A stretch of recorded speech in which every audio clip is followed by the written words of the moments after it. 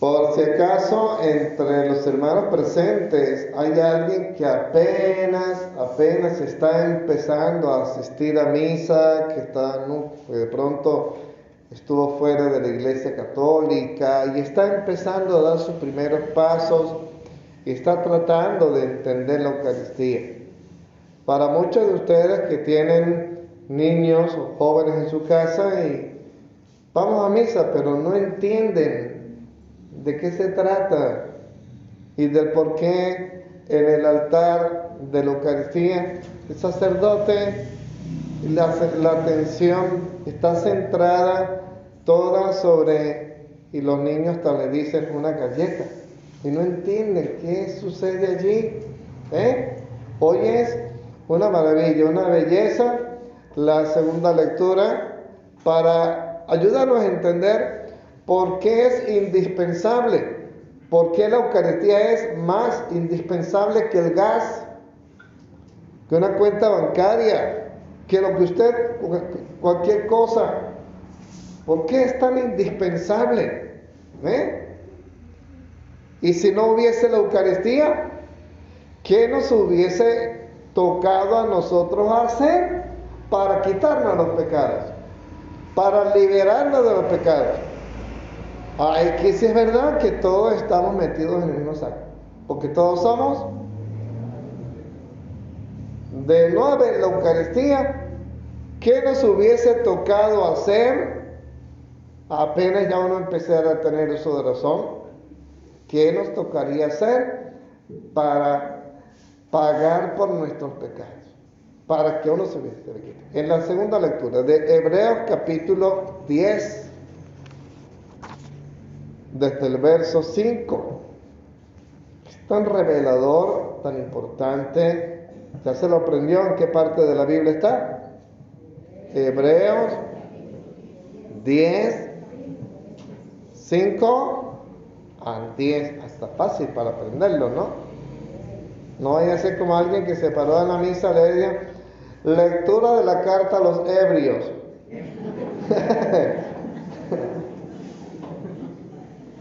Hebreos 10, 5. Ve, mira. Al entrar Cristo al mundo, también responde a la pregunta, ¿qué es lo que vino a hacer el niño Jesús? ¿Por qué es tan importante ese nacimiento?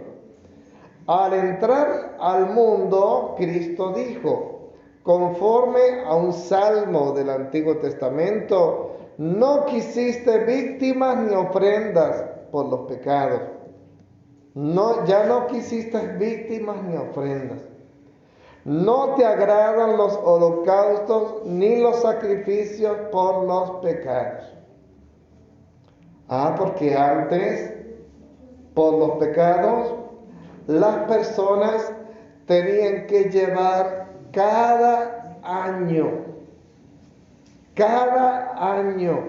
un animal primogénito del primer recién nacido, sin defecto alguno, un becerrito, un ovejo, un cordero, cada año, y sacrificarlo, llevarlo al sacerdote, y el sacerdote ofrecía ese sacrificio por sus pecados. Levítico 5, verso 25, 27. Y cada año un animal. ¿Todos ustedes tienen para hacer eso? Algunos tienen un cochinito y lo preparan. ¿Qué le dijo la gallina al cochino durante las misas de aguinaldo?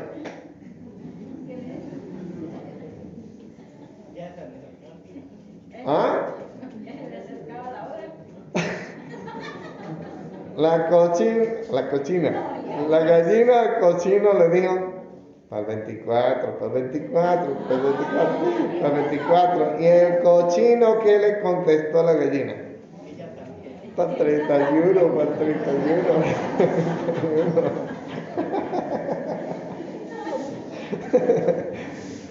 Entonces fíjense, el ahorro de todo el año un cochinito, pero para los ingresos familiares. Pero aquí era para pagar por sus pecados, no de ingresos. Era un ingreso que perdía. Y era todos los años. Si no hubiese venido la Eucaristía. Tremenda la cosa. Dijo Jesús, a mí se refiere esa escritura, dice Jesús, a mí se refiere esa escritura. Y entonces Jesús dijo, pues, si ya no te agradan los holocaustos ni los sacrificios por el pecado, si ya no te agradan, aquí estoy, Dios mío, para hacer tu voluntad. Si ya no te agradan esos sacrificios, aquí estoy, Dios mío, para hacer tu voluntad. Aquí me tienes. Comienza por decir, no quisiste víctimas ni ofrendas, no te agradaron los holocaustos ni los sacrificios por el pecado. Siendo así, eso es lo que pedía la ley. Y luego añade, aquí estoy, Dios mío, vengo para hacer tu voluntad. Santo sacrificio, santo sacrificio. Y quitar las cruces significa hacer que a la gente se le olvide ese sacrificio y se vuelva desagradecida al sacrificio de Jesucristo en la cruz. Desagradecido, por eso elimina las cruces. Desagradecidos del sacrificio de Cristo. Con esto, Cristo, estoy leyendo de la Biblia, Cristo suprime los antiguos sacrificios. Hay que tener una tía que lleva gallinas y las sacrifican donde los brujos, suprimido. Pero hay gente que cambia la sangre de Cristo por sangre de gallinas y prefiere la sangre de gallina que la sangre de Cristo. Cristo suprime los antiguos sacrificios para establecer el nuevo. ¿Cuál es el nuevo sacrificio que Cristo estableció? El sacrificio de la cruz es el que Él estableció, pero antes de Él entregarse en sacrificio en la cruz, ¿dónde se entregó antes? Públicamente en la cruz, íntimamente en la Eucaristía. Digo la primera palabra, te dice la segunda. Públicamente, íntimamente, íntimamente, para entrar en tu cuerpo. Y tu cuerpo se cristifique, se santifique. Para ese fin. Porque si usted echa tinta en agua, ¿el agua queda igual? Y si a tu carne mortal le entra carne inmortal, tu carne mortal queda igual. Y a tu sangre le entra sangre de Cristo, sangre santa y purificadora, ¿le queda igual a usted la sangre? ¿Cómo le queda? Diga, cristificada. Se me cristifica. Hay alguno aquí que tendrá que decir, yo quiero que se me cristifique también a mí. Yo también quiero. Y entonces, ¿por qué pan y vino? Porque si es sacrificio no espera ver sangre y toda esa cosa allí, ¿no?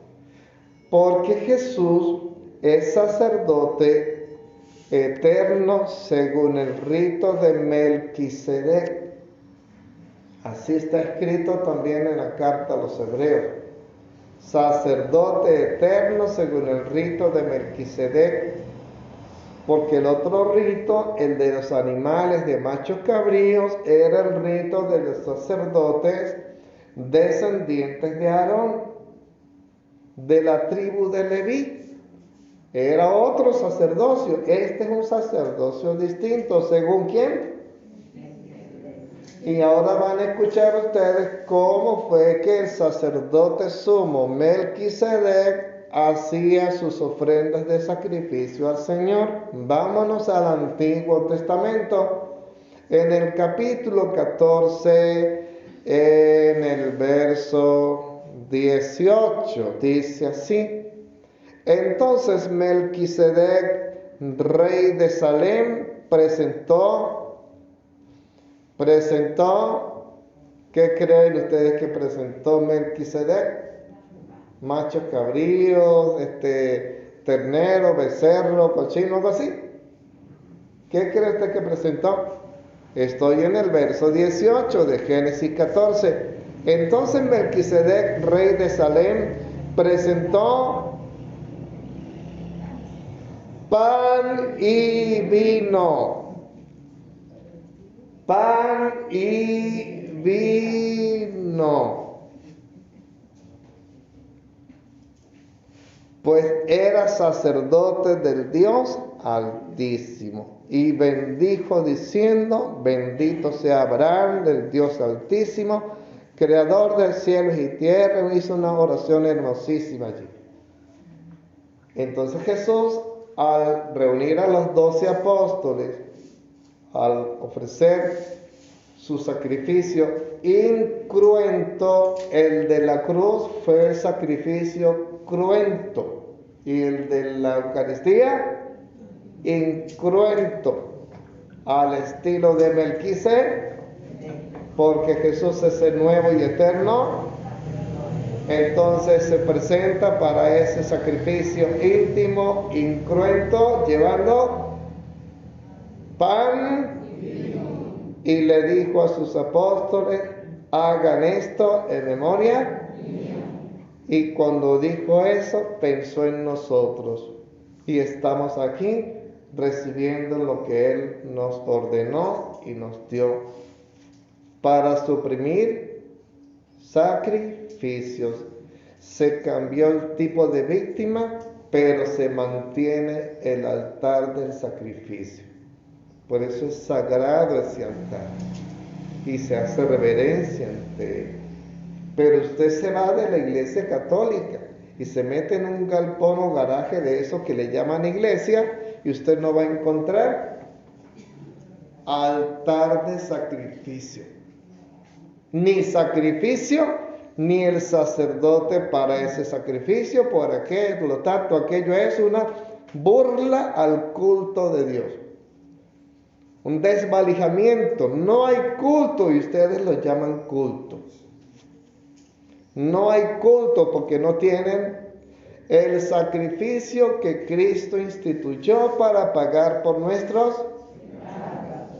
Usted viene a la iglesia católica y lo tiene todo. El sacrificio instituido por el Señor. Ahora, ¿cómo se siente? Caramba, esto es bonito, entender el por qué uno va a la Eucaristía y ser agradecidos del Señor. Y ahora usted empieza a recapitular y a comprender que hoy mismo lo puedes hacer. Ahora entiendo por qué siempre que estoy en misa dicen sacrificio, víctima, inmolación, ofrenda. Ahora entiendo por qué el sacerdote dice: oremos, hermanos, para que este sacrificio mío de ustedes sea agradable a Dios Padre Todopoderoso. ¿Y ustedes qué contestan? El Señor recibe a tus manos. ¿Cuál sacrificio? Y los niños no entienden, porque pensarán que se refiere, ¿será que van a matar un gato, una gallina? Pero no ve, y lo que ve es que tienen un cáliz y una hostia. ¿Y por qué eso? Entonces le tienen que llevar a Génesis capítulo 14, verso 18, donde Jesús, sacerdote según el rito de Melquisedec, al estilo de Melquisedec, en la última cena se presentó con pan y porque el sacrificio cruento es el de la. Y por eso es importante que en todo altar de Eucaristía esté el altar del sacrificio incruento y se encuentre también el altar del sacrificio, para que todos entiendan que es un único sacrificio. Único sacrificio. Que el que está en la comunión, que el que está comiendo la hostia consagrada está comiendo ese sacrificio. ¿Por qué necesita comer ese sacrificio? A ver, si hoy va a haber una hallacada. Uy, qué sabrosa debe estar. Si se come una hallaca, ¿por cuánto tiempo le da vida? ¿Ah? ¿Un día?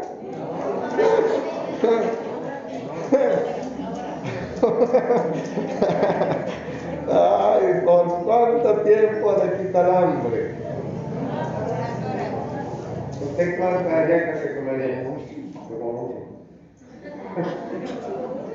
¿Ustedes entendieron? Yo no lo entendí ni papa. ¿Qué cuántas hallacas se comería? Yo no lo entendí nada. Pues bien, las comidas cualquiera de las que nosotros busquemos nos dará vida por un rato. Y no coma más y verás que se muere. Dan vida por instantes. Pero Jesús dijo en el Juan capítulo 6, desde el verso 53 en adelante, en el verso 53 dice el Señor: en verdad les digo, si no comen de la carne del Hijo del Hombre y no beben en su sangre, olvídense, no tendrán vida en ustedes. Olvídense. Si no comen la carne del Hijo del Hombre y no beben su sangre, no van para el baile. Señor, ¿y por qué es tan importante? Entonces dice y enseguida: porque el que come mi carne y bebe mi sangre tendrá vida eterna. Y su carne y su sangre, y el Señor dice: sí, porque mi carne es verdadera comida y mi sangre verdadera bebida. Ay, Señor, ¿y qué pasa si yo lo como? En el verso 57 dice: el que me coma vivirá por mí, yo por ti, Jesús. Sí, tú vivirás por mí si me comes a mí. Señor, ¿yo? ¿Y yo puedo? Sí, eso es lo que te estoy diciendo. Pues en la última cena, cuando a los apóstoles les dije: tomad y comed, yo pensé en ti. Te lo estaba diciendo a ti, pero tú eres libre de decirme sí o de decirme no. Que hay muchos que le dicen no. Y creen que misa es ir a sentarse en un banco o escucharla por radio. ¿Entendieron qué es la Eucaristía? Bonito, ¿verdad? El don del Señor. El don del Señor. Ay, Señor. Ay, mío. Uy, Padre, si hacía la cosa, yo como que no hubiera venido a misa, porque usted me puso a pensar bastante. Esa es la idea, ponerle a pensar. Esa es la idea.